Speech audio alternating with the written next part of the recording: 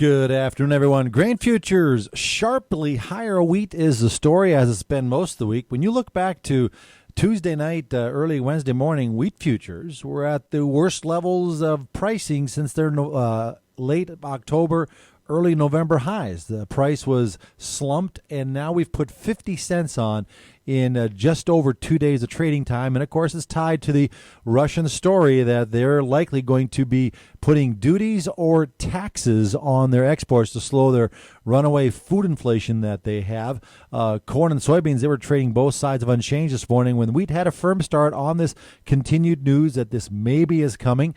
Soybeans and corn have firmed up on the wheat price lift, but not by much. If we look at beans, when we get to the beans, if they close right where they're at, you've got January beans down on the week by a few pennies and March barely up on the week because of the spreading that's been taking place. So all this activity, we've gone nowhere. Corn right now at the moment, by virtue of wheat, would be up a few pennies on the week. Now, back on wheat. Right now, Russia is contemplating trying to slow exports of their wheat, corn, sun seeds, and sun oil, and some are thinking they were going to do it with some duties. Well, the problem with that is it takes about 30 days in the Russian Federal Register. But if they lay it in as a tax, an export tax, they can do it immediately. Talk is that tax might be anywhere from $27 to $30 a metric ton. That would come to about 80 to 90 cents a bushel above present prices. This is why our prices have jumped basically about 50 cents. So if they were to do it, it's potentially another 30-cent lift here on our prices, but maybe even more because others will be pushed away from Russia to buy other sourcing of wheat. While that other sourcing of wheat would include us, Australia, Canada, Argentina, not so much, just because Argentina, they've already committed a lot of their wheat supplies to their local neighbors, is who they sell to. And then, of course, the European community, but they don't really have a lot to move. So it'd be mostly Canada and the U.S. and Australia that would benefit from this. And so we've seen this before. If you think back every year, the last several years, we've had a fall run up on price because of Russia this, Russia that, just to be disappointed in the price collapse afterwards. So that's why the market hasn't ran up a full 80, 90 cents on this news. It's ran up 50 cents since Tuesday night, Wednesday morning. That's quite a move. But the next part of the move, they want to see something that is actually happening. Maybe it occurs over the weekend. We don't know. Nothing's been set. This is all talk. This is a talk, conjecture that it may occur. And so it's buy the rumor. And then what do? Sell the fact. But the fact is, what is going to be the taxes, and will we pick up this other business, or have everybody already bought most of their needed supplies for the spring? Those are the unknowns, and that's why it's commodity futures trading is always different, fun, and exciting. So on the prices, we do have the leader of the day is March Kansas City wheat, up 20 3/4 cents, 5.85 1/4. That's a new spot contract high. Plus March Kansas wheat also took out its high earlier in the day of 5.85, went to 5.87 3/4. So just to give you an idea, Kansas is at the best price of the fall rally after being 50 cents lower just a few days ago. May Kansas up 19 1/2, 5.87 1/2. Chicago March wheat up 20 1/4. 6.16 3/4. They're some 20 cents away from their best levels because soft wheat has lost on the spreads to the hard wheat. May Chicago up 18 1/2, 6.15 3/4. As we meander over to Minneapolis wheat, we find the March contract up 9 1/4, 5.71 3/4. May is up 9 1/4.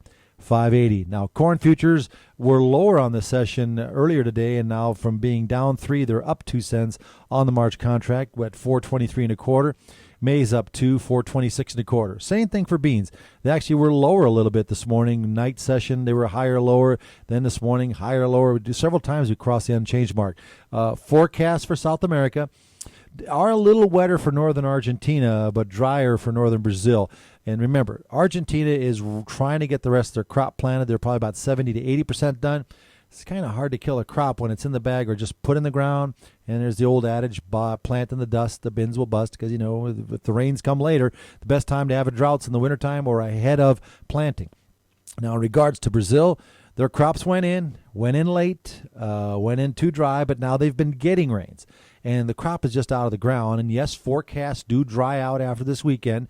But there's no oppressive heat yet in these forecasts. Too early in the season. And for that matter, we've already traded drought so much on Brazil and South America. They actually need a crop dying before they can probably take it much higher. That's why this bean market has been so grindy lately. It looks like it wants to go up on news, but it can't, because it's already came up quite a bit. So for present prices today, January beans up 5 3/4, 11.58.5. March up 5, 11.64. The new crop November up 5 3/4, 10.51 3/4. I missed new crop corn. December corn new crop up 2.5 cents, 4.11 3/4. Now cattle futures, another day of index fund buying.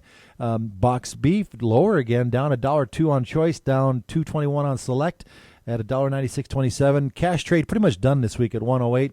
Offers for the remaining cattle are sitting at 110. Obviously, the board firmed up considerably. Technical chart support held. We've been telling our clients in that 110 area, very important that hunkers in there. 110.60 was the low of the week, and the funds stepped in yesterday and today and Wednesday. We're $3 off those lows now, with the February cattle up $1.45, 113.30. The Aprils are up $1.42, 117.40. That went right into feeder cattle this week. They're $3 off their lows. Jan feeders up 172 at 139.30. Up $1.27 on March, 140.52. As we take a look at the hogs, continually down again, down $1.67 on February, 63.42. April down $1.30, 67.77. Gold futures took a hit yesterday. They're recovering a bit today, up $6.80. We're at 18.44.20, but still stalled out on the 8th of the month. The silver for March up 2 cents, 24.12. And crude oil made new recovery highs yesterday, stalled just a little bit today as the stock market is lower, down 30 cents a barrel right now on the Jan crude oil, 46.48. Gasoline down a penny, 130.61. Heating oil, January, down a half a penny, 143.01. Any questions, you can find us, and that's at heartlandinvest.com. Thanks for listening, and have a profitable day.